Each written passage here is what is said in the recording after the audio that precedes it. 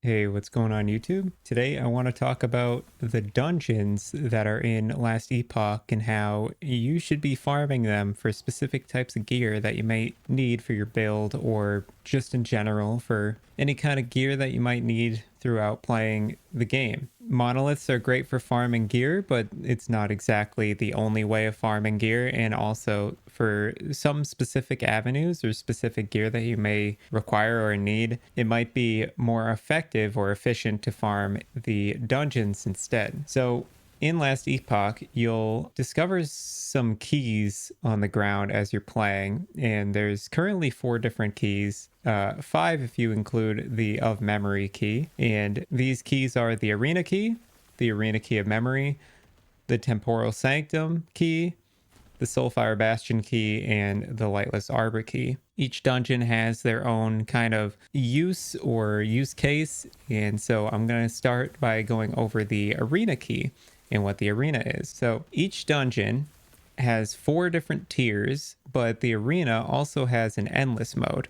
And so the way that arena works is you fight off 40 waves of enemies followed by a boss fight, and the boss fight drops you loot. You also get loot every 5 waves, and at the end you can unlock the next tier if you haven't already unlocked the next tier yet. Once you're farming the tier 4, you're basically just going for the boss loot that this arena drops, or you're doing endless mode and trying to push yourself as far as you can and get that scaling loot factor from the arena. Last Epoch currently has a leaderboard for who gets the furthest in Endless Arena, so there is a reason to play in Endless Arena if you have that competitive nature and want to try and get on the leaderboard. You can do so by going on to the arena and running endless mode. The arena key of memory is good for if you have pushed a far wave in the endless arena and want to kind of catch back up to where you were before.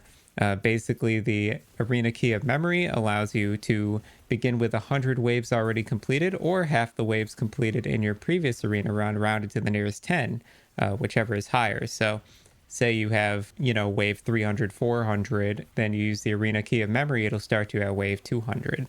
So it gives you kind of a fast forward.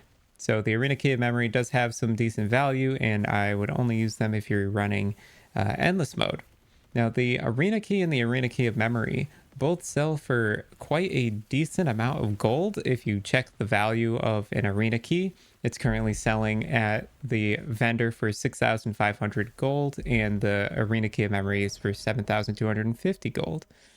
So it is very good value to sell these if you don't plan on running the arena key yourself, or you have a plethora like I do of these keys. You can sell them at around 6,500 gold a piece. So it's a good way to get your gold up if you for any reason need gold. I find that the best thing to farm in the arena in general is just farming the boss and getting the unique drop that it drops. It's basically guaranteed a unique drop if you select the unique option at the end of the encounter, or you can choose to get your key back and basically run it as many times as you want infinitely. Besides that, the boss tends to drop a lot of glyphs and runes and affix shards, so it's good for farming like crafting materials if you need any of those. And the boxes in between waves tend to have pretty low value gear in them, but sometimes they drop occasional good rares or exalted items. But for the most part, the arena is mainly ran so that you can get the boss at the end and get those crafting materials, as well as maybe a few exalted items, idols, and unique items. Also, it is important to mention that the arena does drop some dungeon specific uniques, some uniques you can only find in the arena. So for your build, you might need a specific item that only drops in the arena. Well, now you know how to go and get it. Moving on, we have the Temporal Sanctum key. So the Temporal Sanctum is a very interesting dungeon that has a lot of utility for unique items. When you run the Temporal Sanctum, at the end, you'll be presented a window that allows you to put a unique and an exalted item in the window. And then once you shift to the other timeline, it'll basically combine the 2 items. And what it'll do is if your unique item has legendary potential, it will take one of the random 4 mods on your exalted item and put it onto your unique item. And that's kind of how you utilize legendary potential on a unique, and that's what legendary potential is in general. It allows you to basically put any affix from an exalted item onto your unique item. All you have to do is complete the Temporal Sanctum to do so. Apart from that, Temporal Sanctum is a great way of farming idols. If you fight the boss drops a lot of idols, so you can get good idols that way. And you can also find a lot of exalted weapons, particularly in the second floor of the Temporal Sanctum. And if you're farming tier 4 of the Temporal Sanctum, you'll find a lot of exalted item drops in the second floor of the Temporal Sanctum. Moving on to the Soulfire Bastion key. The Soulfire Bastion is an interesting mechanic. It allows you to basically choose between being immune to fire damage or immune to necrotic damage, and the entire Soulfire Bastion only deals those 2 elements of damage, so you have to basically choose between which damage immunity you want and be vulnerable to the other damage type. It costs a soul that you collect throughout the Soulfire Bastion every time you want to switch defenses between the 2. So you have to kind of be conscious of the fact that you can't just infinitely swap between the 2. You have to kind of pick and choose and utilize your souls accordingly based on if you need fire or necrotic immunity. Basically, all the Soulfire Bastion is a way to collect souls by killing monsters, and then at the end of the Soulfire Bastion, you'll be presented with a gambler, and the gambler takes those souls that you just farmed through the Soulfire Bastion and gives you random gamble items in return. Now, the items have a higher chance of being rare or decent items compared to a normal gambler in Last Epoch, so the Soulfire Bastion does have some merit for that, and it's a great way for target farming specific uniques or specific set items. It's also important to note that souls carry over between multiple dungeons, so if you farm souls within a tier of a dungeon and you decide you've purchased all the types of items that you want to target farm in the Soulfire Bastion, you want to save the rest of your souls for your next run, you can do so. You just leave the dungeon, and when you go back in and run it again, you'll have your souls back. The Soulfire Bastion also provides a large amount of rares and magic enemies, which allows for a solid amount of loot. The map is also very large, so it's a great way of farming exalted items and class-specific affix items so that you can get a lot of rarer affix shards that way, as well as, of course, you can farm for specific uniques through the gambler. So overall, Soulfire Bastion is a pretty solid way of farming, and it's a great dungeon to farm if you have the build that can handle it. And the last thing I want to go over is the Lightless Arbor. So if you find yourself racking up a lot of gold in this game and don't really know what to do with it, maybe you've already finished out your stash tabs, you don't really need any more stash tabs, but you still have like millions of gold or something, the Lightless Arbor is the money sink or the gold sink. It's the best way of just kind of dumping your gold on loot. And basically the way the Lightless Arbor works is you have a little fire gem that follows you around on your back.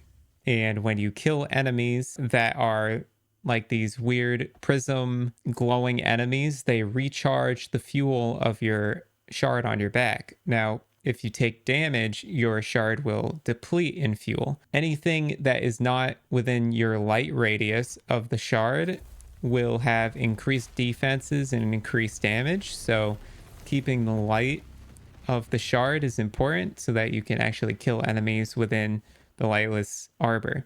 Now, if your thing does deplete to 0, it doesn't mean that your run is over. It just means that you're going to have a difficult time killing enemies, and you'll want to find a shard enemy so that you can recharge your shard on your back and continue being able to deal full damage. Once you get to the boss fight of the Lightless Arbor, it's a quite simple boss fight. All you have to do is take out the root walls on both sides of the screen and then put your shard on your back and send it over to the kindling piles, and basically just wait for the shard to do its work while avoiding as much damage as possible from the arena. Once you light both fires on the kindlings, the boss's head will drop and you'll be able to walk into the boss and attack its heart directly. The heart has a few moves that are very lethal, particularly the double beam that goes around in a circle is very dangerous. Do not get hit by that. Everything else is pretty well telegraphed and easy to avoid. Just don't get hit by those beams. Those beams will almost immediately one-shot you. So once you beat the boss in the Lightless Arbor, you'll be presented with a vault, and the vault allows you to choose, I think it's like 10, I'm not exactly sure, but you get to choose like up to 10 rewards. You can decline as many rewards as you want until you find exactly what you want, but do keep in mind that as you decline rewards, the cost of the next reward will increase. So it'll always be cheapest at the start and more expensive at the end. And also the expenses does not directly correlate with how good the modifier is. So do keep in mind that some of the cheaper modifiers will actually be better than some of the more expensive stuff you find. So do pick and choose. But once you get to the end and you have finished up your vault and you enter the vault, your chests are going to explode with tons of loot, particularly a lot of exalted items and unique and set items, as well as a solid amount of glyphs and shards. And yeah, that makes Lightless Arbor the best money sink and the best way to farm loot if you have a lot of gold.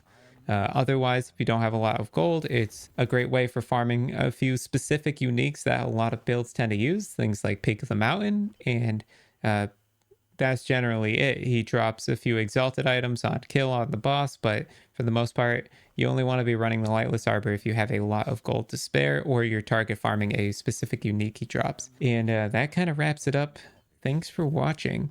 Hopefully you learned something about the 4 dungeons in Last Epoch, and hopefully this gives you a bit of a boost on farming specific gear that you may need.